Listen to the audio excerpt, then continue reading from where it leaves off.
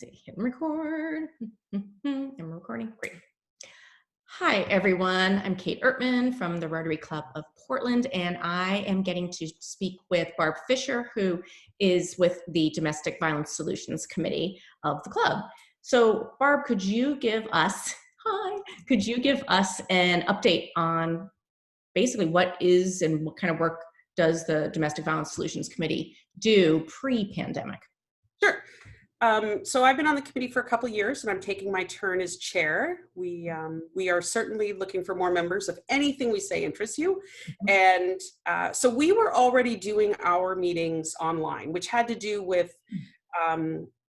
we want to spend our effort in service at a time that we can. And we just had conflicts around the Tuesday meetings. So we had people on the membership either hurrying to get there at the last minute or needing to leave immediately. So we tried out Google Hangouts, I think late last year, and it's worked out really nicely for us. Oh, that's great. I didn't know that.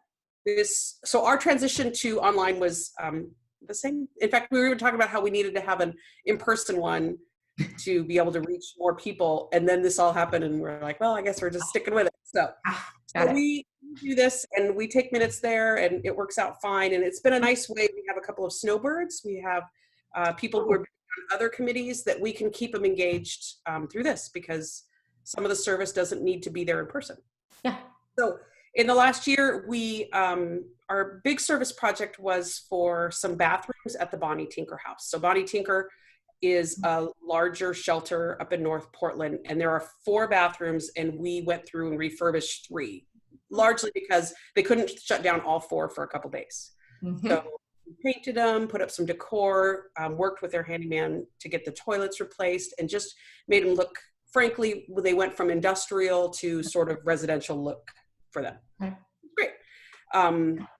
Then the other big thing we do every year, which has been such a hit, is at the end. So we also do pizza for people quarterly. So we would go to the shelters and cook dinner. And then a couple of years ago, we called the shelters and said, look, if you could have any dinner you wanted in the whole world, what would you have?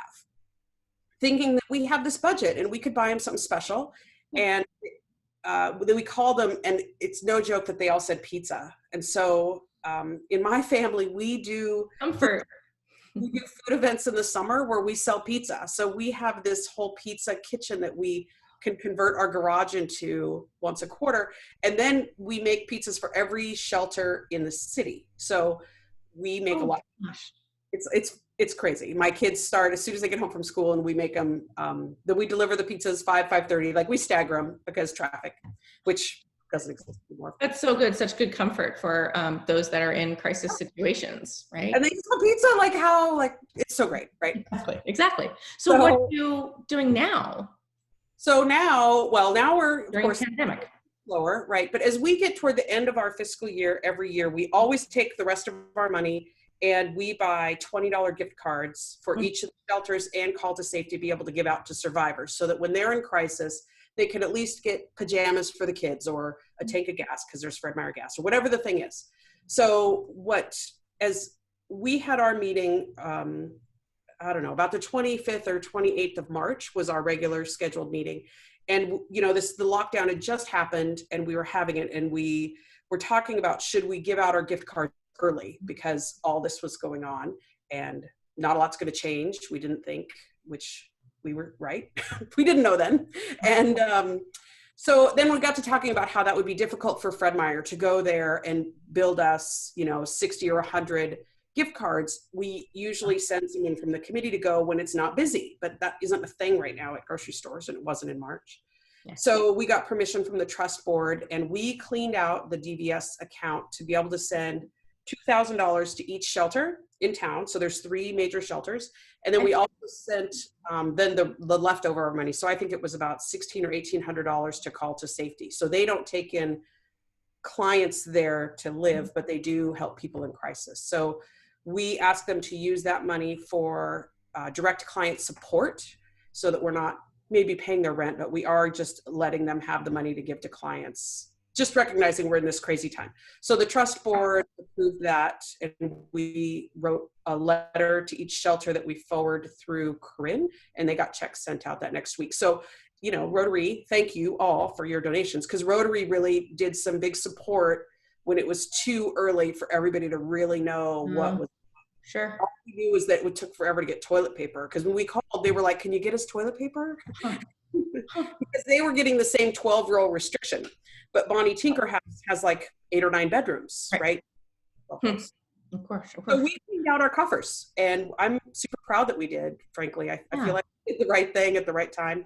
And now we did an email at the end of April to say, do we need to meet? No, because you're out of budget and can't do any in-person anything. So when you look forward then into, I mean, is there anything that you have any asks of anybody watching this, or any needs for the committee itself? You know, I mostly hope people keep an eye on those they know and love and call and say hi. There are a lot of, you know, you hear on the news, there's a lot of households and a lot of stress. So, you know, we did our ask together for the trust board as a group, and it's hard to know what's ahead. All we know is that those that are in a stressful situation can't get out. Yeah. And we asked for about the same amount of money as last year. So I guess if they hear about needs we have, we as a committee do a pretty good job of conversing with the executive directors of the shelters in town regularly. So we hear from them about what they need. So they'll tell us if there's a service project, anything that we can do to help. I think that'll all change when people aren't allowed to commingle. So I don't know yet what we can do. So if people have ideas, I mean, you know, our committee is just a group of us that come together and brainstorm together. Okay. So great. Whatever.